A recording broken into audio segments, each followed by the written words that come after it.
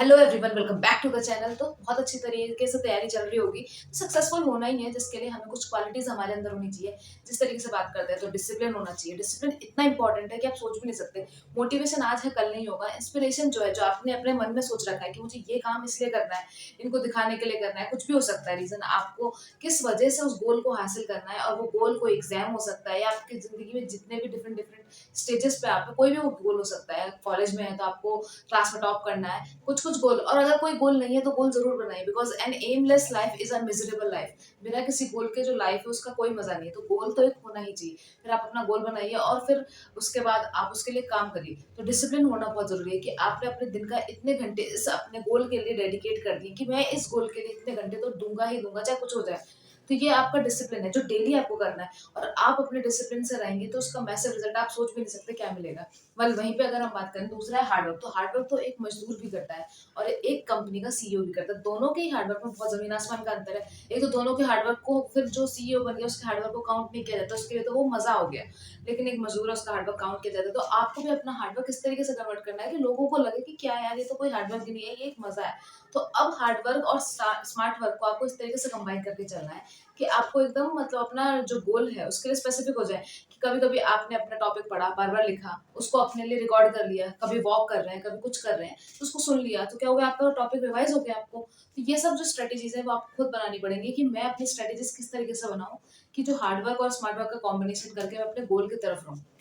Successful होने के लिए एक और बहुत ही इंपॉर्टेंट पॉइंट है, वो है हमारा परसिस्टेंस। तो लगे रहना है, मतलब नेवर गिव अप एटीट्यूड। जब तक आपको लगता है कि 100% दे दिया मैंने, जिस टाइम आपको लगेगा कि हाँ, क्या आज मैंने अपना 100% दे दिया उसको, या फिर इस गोल को अब मैं आगे परस्यू नहीं करूंगा, मैंने इसके लिए 100% दे दिया, तो आप अपने आप खुद ही छोड़ दोगे। कि लगेगा यार, अब मैं जो कर सकता था वो तो मैंने कर लिया, लेकिन अब ये शायद मेरे लिए नहीं है, या फिर मुझे कुछ और ट्राई करना है। तो आप क्या है, परसिस्टेंस रहना चाहिए।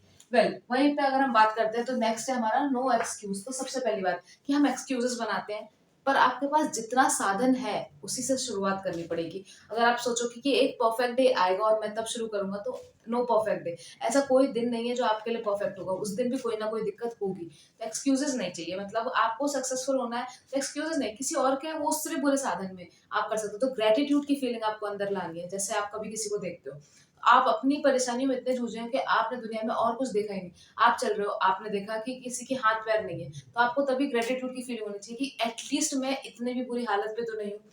या फिर आपने देखा कि किसी के पास मेरे जितनी फैसिलिटीज नहीं है, मेरे पास एटलीस्ट फोन तो है, लैपटॉप तो है जिसपे मैं टेस्ट दे पा रहा हूँ, किसी के पास वो भी नहीं है। तो आपको हमेशा ग्रेटिट्यूड शो करना है, जो भी आपके पास साधन है उसके संग ही आपको शुरू करना है। क्योंकि गोल क्या, सक्सेसफुल क्या होना है कि वो इस गोल पे पहुंच के आप सोचोगे कि खुश होगा, तो ये ऐसा नहीं है। ये जो प्रोसेस है, ये जो जर्नी आप कर रहे हो, यहाँ जीरो से लेके जहां भी आपको पहुंचना है वहां तक की, तो ये जो प्रोसेस में एंजॉय करना है ये बहुत इंपॉर्टेंट है। और एंजॉय कैसे करेंगे, आप अपनी खामियों पे ध्यान मत दीजिए, ग्रेटिट्यूड की तरफ ध्यान दीजिए, जो आपके पास है उस पर आपको ध्यान देना है। तो कोई एक्सक्यूज नहीं होना चाहिए। फिर अगर हम बात करें सक्सेसफुल होना है जिसके लिए स्टेमिना। तो अगर आपने कोई बड़े गोल सोचा है कि मुझे ये काम करना है, या जो दुनिया में थोड़ा सा आपके आपके आसपास के लोगों से थोड़ा डिफरेंट है, अगर वो आपका सक्सेसफुल होना है तो उनका टाइम टेबल और आपके टाइम टेबल में थोड़ा सा डिफरेंस होना चाहिए। और अगर आपने सक्सेसफुल होने के लिए अपने माइंड सेट बतानी है, माइंड सेट इज एवरीथिंग। दिमाग में आपने जो बना लिया है वही आपको बार रिपीटेटिव सोचना है, उसके लिए आपको हमेशा काम करना है। तो स्टेमिना होना बहुत जरूरी है, क्योंकि अभी ये तो कुछ भी नहीं है, बहुत सारे हर्डल्स आएंगे, इतने हर्डल आएंगे, और उसके लिए आपके पास अच्छा स्टेमिना होना चाहिए। Boost is the secret of our energy. यहाँ पे बूस्ट का कोई प्रचार नहीं चल रहा है, लेकिन क्या है, stamina is the secret of the successful होना। तो क्या है कि आपको स्टेमिना होना ही चाहिए, बहुत स्टेमिना होना है। क्योंकि ऐसा नहीं है कि आपने आज चले और कल जीत गए। इलॉन मस्क की जीत को या फिर इलॉन मस्क के पैसे को, फेम को सब इंस्पायर करते हैं कि काश मैं ऐसा हो जाता, लेकिन उसके हार्डवर्क को, उसके स्टेमिना को कोई नहीं देखता। एक बार फेल, दो बार फेल, पर वो नेवर गिव अप एटीट्यूड ही आज उसको और दुनिया की भीड़ से उसे अलग बनाता है। वहीं पर अगर हम बात करें, कंसिस्टेंट होना बहुत इंपॉर्टेंट है। डिसिप्लिन और कंसिस्टेंसी अब एक दूसरे के संग चलती है। अगर आप डिसिप्लिन है और कंसिस्टेंट है अपने गोल की तरफ, तो आज से कल बेहतर होंगे। आपने मान लिया, जैसे कि कंसिस्टेंसी में एक ही रूल चलता है, वो है न्यूटन्स का पहला लॉ, जो कि एनर्जी है। आपने 5 मिनट फोन चला रहे हैं, आपने सोचा मैं 5 मिनट चलाऊंगा, लेकिन वो कब आधे घंटे और 1 घंटे में कन्वर्ट हो गया, आपको पता नहीं चला। उसके बाद आपने सोचा कि अब मैं पढ़ना शुरू करूंगा। तो पहली बात तो जैसे ही आपके दिमाग में थॉट आया कि अब मुझे पढ़ना है, आप वैसे ही फोन बंद कर दो और बुक खोल के 5 मिनट बैठ जाओ।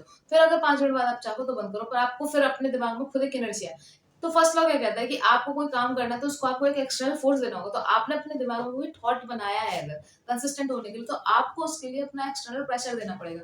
आप एक्सटर्नल प्रेशर अपने फ्रेंड्स को बोल सकते हैं, फैमिली को बोल सकते हैं, पर खुद से लाएंगे। कुछ लोग बहुत अकेले रहते हैं, तो खुद से आपको लाना पड़ेगा। तो 5 मिनट रूल आपको अप्लाई करना है। अगर आप पढ़ रहे हो और आपने सोचा कि आप ब्रेक लेते हैं, तो आप ऐसे सोचना कि यार आज 5 मिनट और पढ़ लेते हैं, फिर ब्रेक लेंगे। तो ये सबको कंबाइन करके आप सक्सेसफुल एक दिन जरूर होंगे। आई होप आप लोगों को कुछ पॉइंट्स में हेल्पफुल मिले होगी। सबसे लास्ट में, बस वर्कहॉलिक बन के नहीं रहना है, इस तरीके से काम करना है, वर्कहॉलिक बनना है। इस तरीके से अपना पूरा डे स्केड्यूल करिए कि आपने यहाँ पे पॉइंट्स लिखिए, जो भी आपने अपने स्टेमिना के हिसाब से अपने पॉइंट्स लिखे इस डायरी में, आप इन्हें टिक करिए। और लॉन्ग रन में आपका जो सक्सेसफुल गोल है वो तो आपको मिलना ही मिलना है।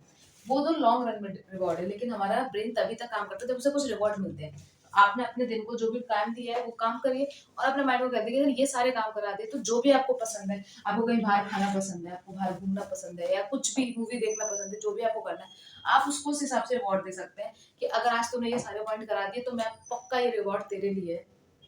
तो अपने आप को रिवॉर्ड देना बहुत जरूरी है।